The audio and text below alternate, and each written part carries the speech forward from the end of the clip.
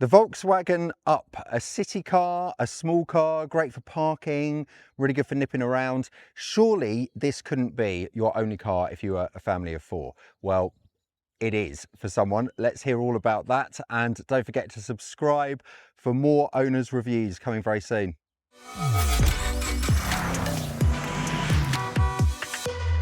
So, Rich, this is your Volkswagen Up. It is, yes. And how long have you had this for? Getting on 8 years now. So yeah, bought it brand new in 2017.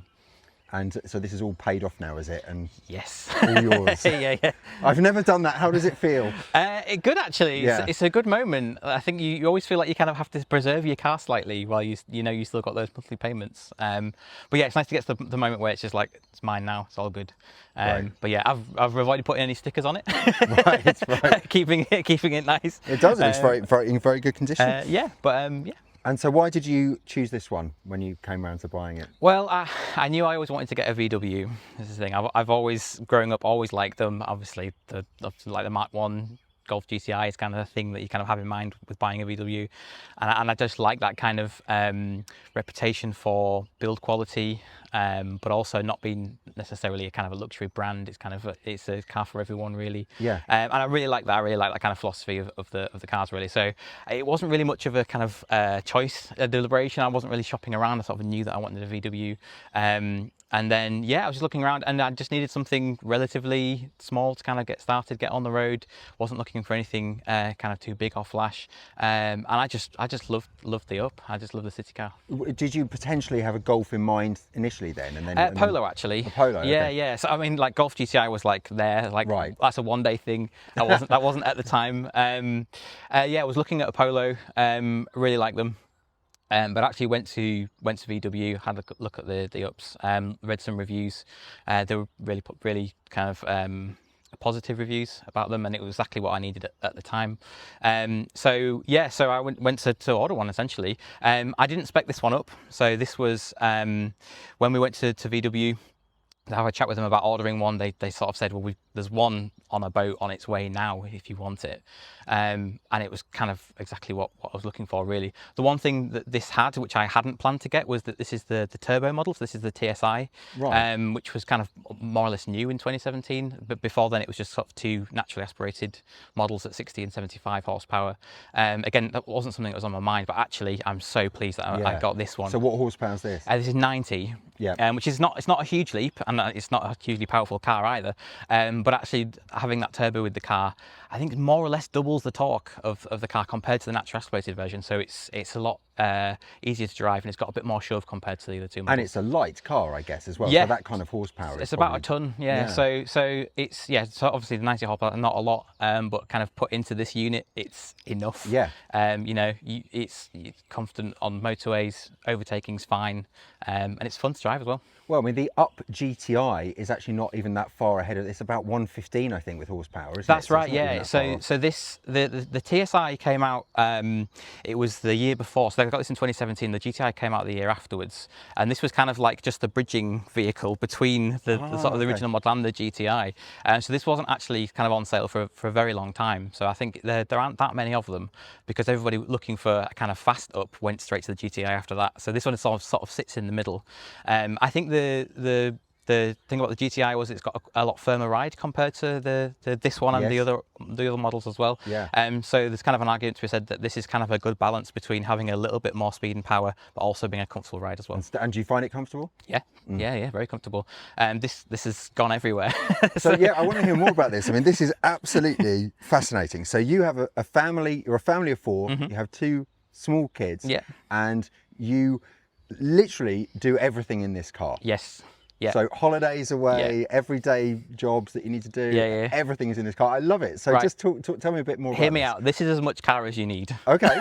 For a family. No, this is good to hear. Yeah. And I'd read a lot about it being a kind of like B car, a second car. Or this is my main car and this is the one that we use to go to the shops. But actually, I don't think that's needed. And there's a trend now towards bigger and bigger cars and kind of the SUVs, the kind of go-to vehicle now.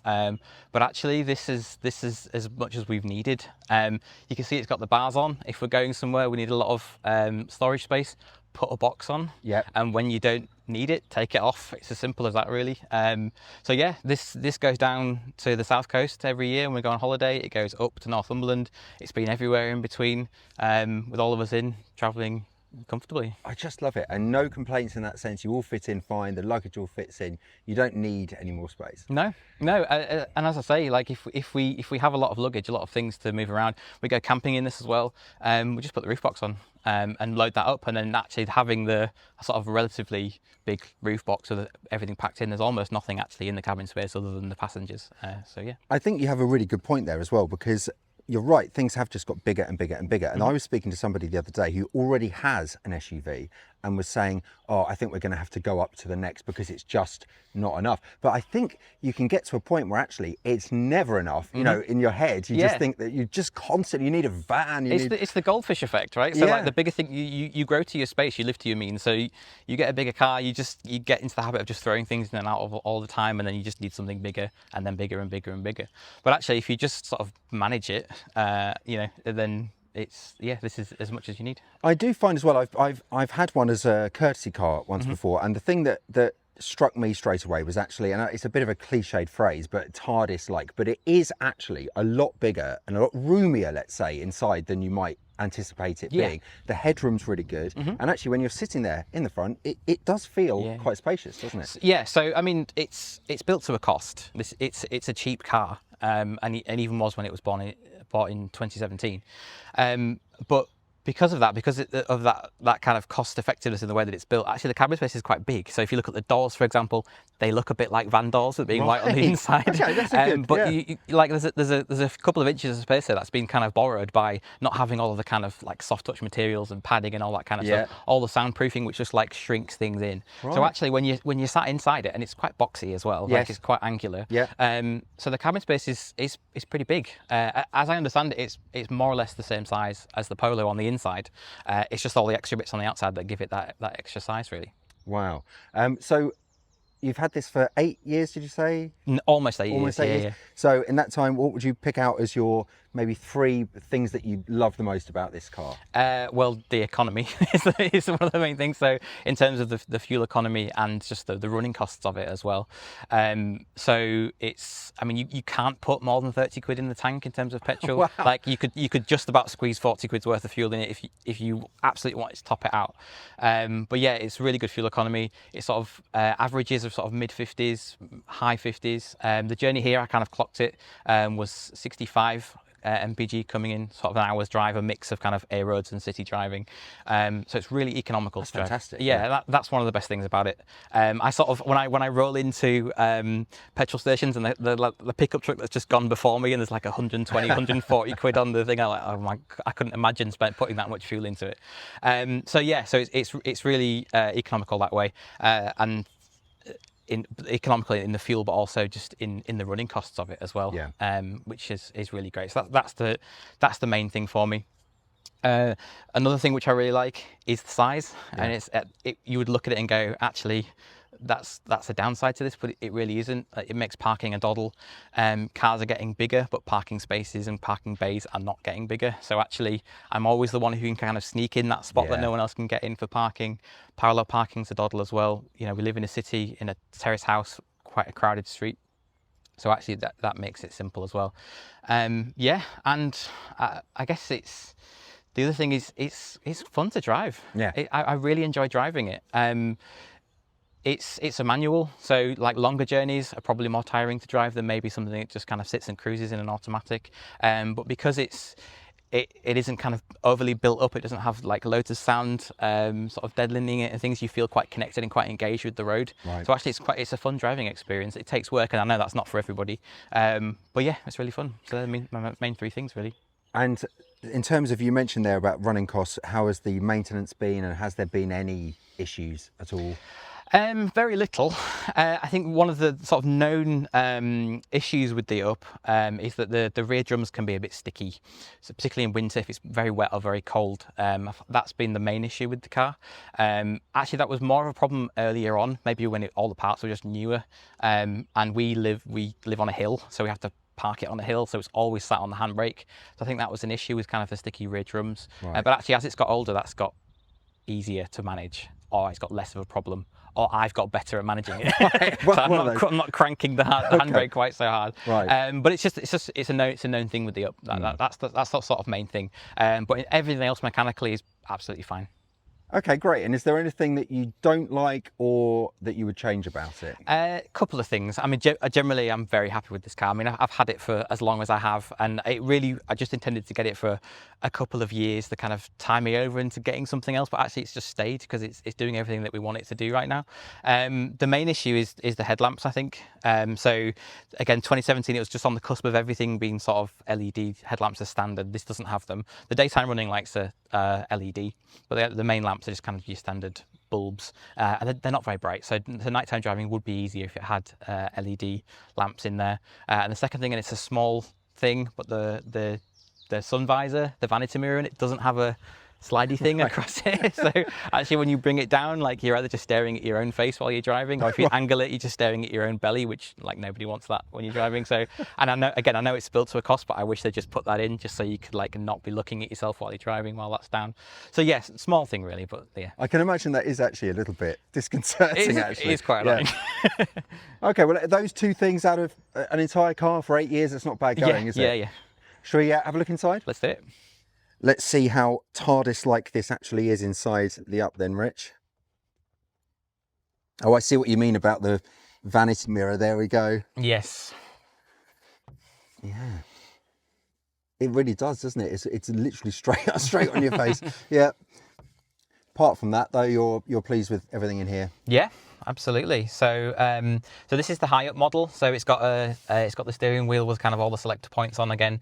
From that kind of area, a lot of the sort of VW sort of Up Polo and Golf were kind of a lot of similar parts, sort of similar bits and buttons and things. So it's kind of very familiar if you're used to driving a Polo from a similar era, for example. You kind of sit in it and feel more or less, at home. And actually, this was the days where it was still proper buttons on the steering wheel as well, wasn't it? So before the sort of haptic controls. So yeah. So you can operate these without having to look at what they are or where they are, which is incredibly useful. So yeah, nothing haptic in here. Again, it was sort of the year before all of that started to be introduced. Particularly with the Golf 8, I know there's a lot of issues with the kind of haptic controls and things, but everything's a button. They all you can navigate all of this without actually having to take your eyes off the road. And just simple and logical, and it does everything you need it to do, I guess. So you've got the AC, obviously the thing here is there's no infotainment screen as such, or how much does this display here? So this is just a digital radio, but in terms of infotainment, that's it. Right. So you just put your phone in. Which is all anybody does now anyway, isn't it? Yeah, so I mean, you know that your Google Maps is always going to be up to date. As long as your phone's up to date, then your infotainment's up to date, and it's quite handy too. I mean, your phone charges while you're driving, so it pretty much does everything you need it to do, really. So there isn't kind of a big infotainment system built into this. So you just use your phone, essentially. But you know what? That actually looks really neat, the way you've got that set up there. I quite like that. Mm-hmm. It just looks neat and tidy. And then obviously there's the manual gearbox. How about storage space up here? Yeah, absolutely fine. So there's a decent size glove box. There's door bins, which are sort of big enough to get stuff in. There's just a single cup holder here. So if me and my wife have both got a coffee, we have one here and then just one at the back there. So again, 2 would be nice, but it's not a deal breaker in terms of the car. So yeah, the storage is good up front. Great. And then in the back, there are doors, which is good. And you mentioned these sort of van-like doors. Yes. Yeah, they are quite big, aren't they? Yeah, so there's no soundproofing on here, as you can see. So it's just bare metal. So they do look a bit sort of like van doors. But again, that helps with the space on the inside as well. So it's nothing that's kind of sort of pushing into the space really while you're driving. I used to love these window openers as well. These are the ones sideways, aren't they? Yeah, old school. Yeah. Wow. But again, it's a small car, so if the window's open at the front, it's open for the person sitting behind as well. And I mean, you've got the big bulky car seats in here, no drama. So there's the little one just goes here, and then the older one just goes next to it. There isn't a third seat in the middle. There isn't a belt at all. That's just not an option. So it's just 2 in the back. But they're happy and they're comfortable in the back. They have a good time. And plenty of headroom still in the back as well. Actually, I mean, it is a good, as you said, boxy shape, isn't it?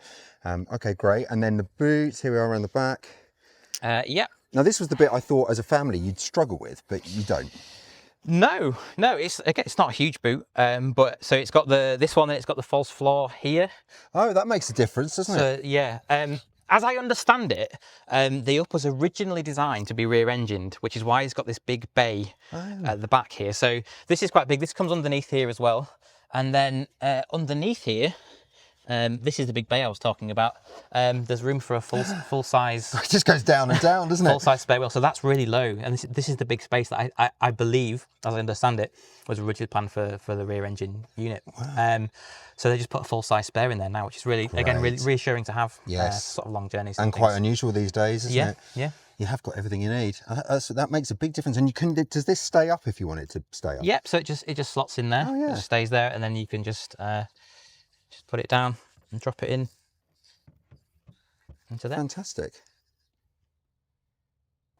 So that's what Rich thinks of his Volkswagen Up. Do you agree? Is it actually all the car you need? Let me know what you think in the comments below, and more owner reviews coming very soon.